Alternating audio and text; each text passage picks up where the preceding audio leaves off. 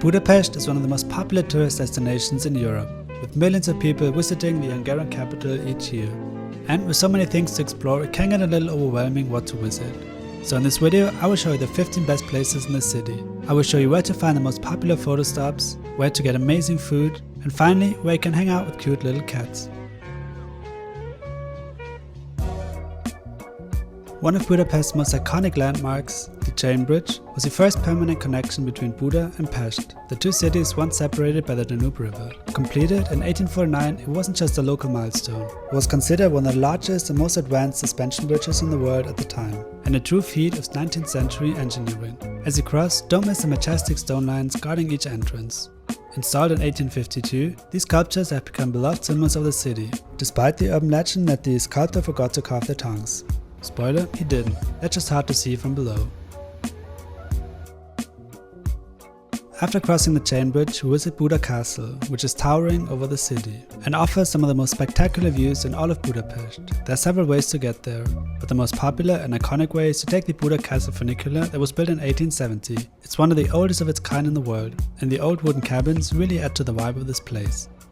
Once we arrive, the sheer size of the complex hits us immediately. Though the current palace was built between 1749 and 1769, the original fortress on this location dates all the way back to 1265. For centuries, it served as a residence of Hungarian kings, even though the castle changed hands several times. During World War II, the castle was severely destroyed, but meticulously reconstructed in the second half of the 20th century to become the tourist destination it is today. Buda Castle is not only a gorgeous building in itself, you also get some incredible views of the Danube River and Pest, the part of the city on the other side of the river. Even if you don't want to enter any buildings, walking around on the panoramic terrace is an amazing experience in itself. But if you do have the time, I highly recommend visiting the Budapest History Museum, located inside the castle. The museum tells you the very moving story of Hungary and Budapest ever since the first settlers, and of how the two towns Buda and Pest on opposite sides of the river merged into the city we know today.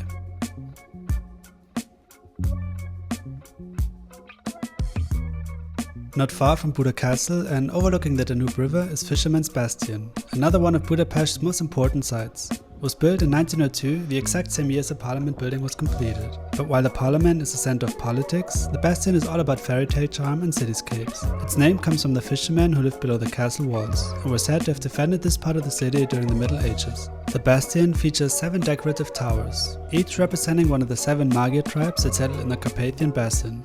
The walkway that runs along the towers has become one of the most iconic photo spots in all of Budapest, and it's easy to see why. The Fisherman's Bastion was actually built more for decoration than defense, part of a wave of architectural romanticism that swept through Budapest at the turn of the 20th century. It's intended to be a viewing terrace and part of the millennium celebrations that mark 1000 years since the arrival of the Magyars, an ancient Hungarian tribe. Tucked within the walls of the Bastion is the beautiful Matthias Church. Originally founded in the 13th century, though it's been rebuilt and restored over the centuries. It was the site of several royal coronations, and its colorful roof tiles and richly decorated interior just as stunning as the view outside. Stepping inside, you're surrounded by ornate Gothic arches, vibrant frescoes, and golden detailing that give the space a warm, majestic glow. The walls and ceilings are hand-painted with intricate patterns and religious motifs, covering almost every inch of the interior. A combination of deep reds, blues, and golds creates a sacred, almost mystical atmosphere that's truly one of a kind. Just mentioned the Parliament building earlier. From here, you can see it in all its glory across the river. And speaking of which, let's go check it out next. When you think of Budapest architecture, the Parliament is usually the first building that comes to mind.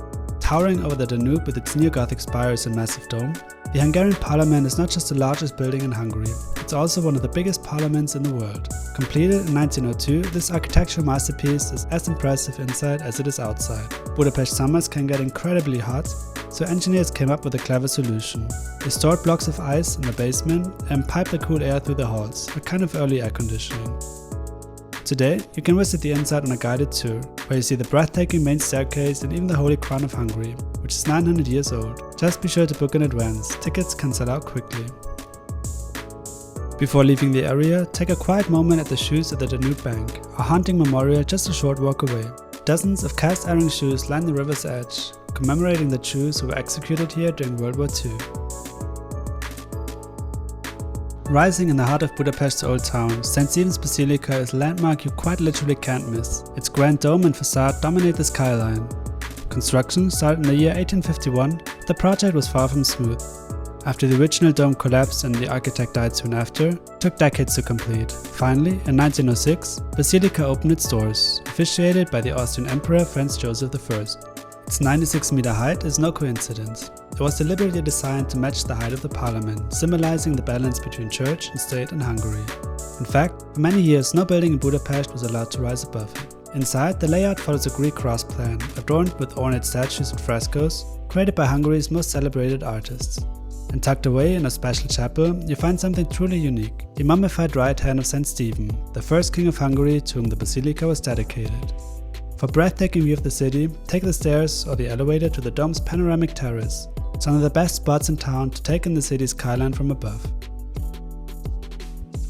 Stepping into York Café feels like walking into a palace, and honestly, that's not an exaggeration. Often called the most beautiful cafe in the world, it's a dazzling blend of baroque ceilings, golden chandeliers and marble columns that'll have you looking up more than at your menu. Yes, there's usually a line to get in, but it moves quickly, and the staff escort you right to your table, making the whole experience feel just a bit luxurious from the start. When I visited, I went for something light, a vegan fruit sorbet which was surprisingly reasonably priced, considering the grandeur of the setting and popularity among tourists. I just sat back, enjoyed the treat and soaked in the view of the live piano music and glimmering gold leaf.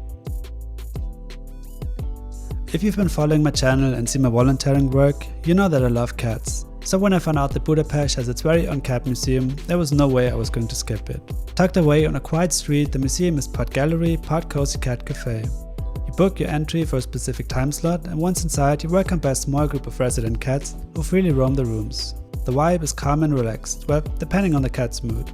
Most of them are super chill, sometimes a little sleepy or clearly overstimulated from earlier visitors. But that's the beauty of it. They're not forced to interact. If they want a break, they have their own little hideouts where they can retreat and recharge. In addition to playtime, you also get a lot of information on cats, their origins and how they're viewed in different cultures around the world. Just before I was about to leave, the staff gave everyone a small handful of treats. And suddenly, all the sleepy cats were wide awake, accepting the cuddling in exchange for treats. It was a really sweet moment and a perfect way to end the visit. Whether you're a full-on cat person or just curious, Cat Museum is a peaceful little spot to slow down and share some space with some furry locals. One of my favorite things to do when I travel is to explore a city after dark. And Budapest is one of the most magical places I've seen at night. The way the historic buildings glow up under the streetlights and the reflections shimmering across the Danube River, it's like stepping into a dream. I took the metro to the riverbank just across from the parliament, and honestly, I think I snapped some of the most beautiful photos of my entire trip from there. From there, I hopped on a tram heading south, riding along the river toward the chain bridge. The chain bridge looks absolutely stunning at night. Its lights stretch across the Danube like a glowing ribbon. Even late in the evening, the area feels safe and lively, with other tourists strolling by, taking photos and enjoying the same magical view. Whether you're into photography or just want to enjoy the peaceful atmosphere, Budapest at night is pure magic.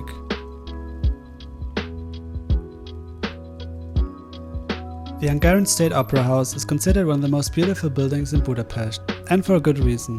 Construction began 150 years ago in 1875, was completed in 1884, designed by Miklos Ibl, the same architect behind St. Stephen's Basilica. At the time, Emperor Franz Joseph agreed to fund it, but on one condition: it couldn't be bigger than the Opera House in Vienna. So, the Hungarians decided to make it smaller but far more ornate. Fun fact about the early years of the Opera House: one opera ticket back then cost as much as 2 horses, too much to pay for regular people. Today though, it's much more accessible. You can still buy tickets for performances, or if you're not planning to see a show, you can join a guided tour to admire the stunning interior. Inside, you'll find private boxes lining the theater. The most prestigious one was reserved to Franz Joseph himself, with his bodyguards seated in boxes nearby. Today, these seats are for the Prime Minister and President. While all boxes look similar, you usually need to buy the entire box if you want to sit there, unless you're up for standing tickets, which start as low as €4. The centerpiece of the auditorium is a massive 2.5-ton chandelier, imported from Mainz, Germany, surrounded by a fresco of the 12 Olympian gods. The entire space is richly decorated, but only 2.7 kilograms of real gold were used in the interior. Despite being hit during World War II, some of the bombs didn't explode, sparing the building from complete destruction. A major renovation from 2017 to 2022 restored nearly every detail of its original glory. And for modern opera lovers, each seat now has a small screen where you can choose subtitles in your preferred language, making every performance truly accessible.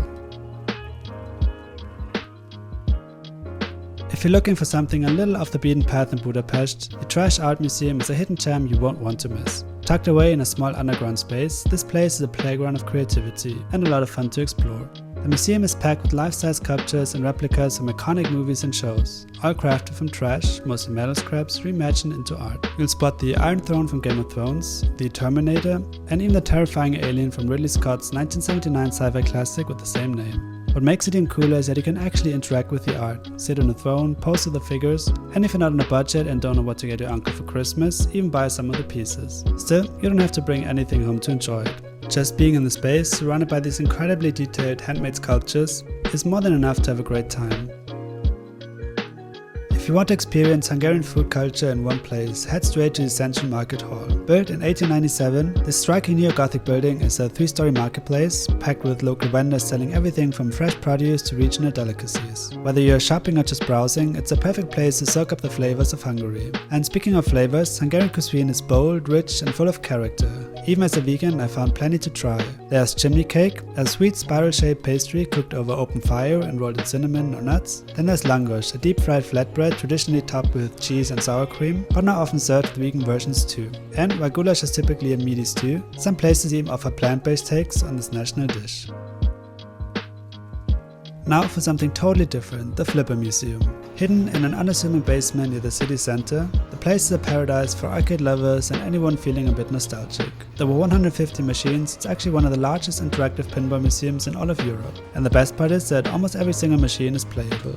You pay a one-time entrance fee and then you're free to play as much as you like, no coins required. The collection spans from antique machines from the early 1900s to modern digital pinball tables, and includes classics like Addams Family, Star Wars, Indiana Jones, even some Soviet-era curiosities you've probably never seen before. It's not just a place for hardcore gamers, families, couples and solo travelers can all find something to enjoy here. And yes, it's unsurprisingly very easy to lose track of time. Next, we check out City Park, a quiet getaway which you can find in the northeast of the center. We enter the park through Hero Square. This massive plaza is one of the most iconic spots in Budapest and was, like many other constructions, opened during the Millennium celebrations in 1896. After entering, we turn left to York Castle, a fairy tale-like structure that looks medieval but was actually built in 1896 for Hungary's Millennium celebrations. It combines elements from various historical buildings across the country, making it a kind of architectural tribute to Hungarian history. It was originally built out of wood and cardboard, but it was such a hit with the public that it was later rebuilt using stone and brick. The park itself is full of trees, ponds and open spaces, perfect for a picnic or just a relaxing stroll. But when the sun comes out, it can get pretty lively and the park fills up. Depending on the season, the large lake in the center of the park is perfect for either renting a small boat or ice skating. Probably the most famous place in the park is Széchenyi Thermal Bath. The Széchenyi Thermal Bath is one of the largest and most iconic spa complexes in Europe, and a true Budapest experience. Built in 1913, it draws from natural hot springs beneath the city. It offers more than 15 indoor and outdoor pools, all surrounded by stunning neo-Baroque architecture. Hot water in the pools allows you to even go swimming in the freezing winter months. Whether you're there to relax or just take some incredible photos, it's one of the most atmospheric spots in the city.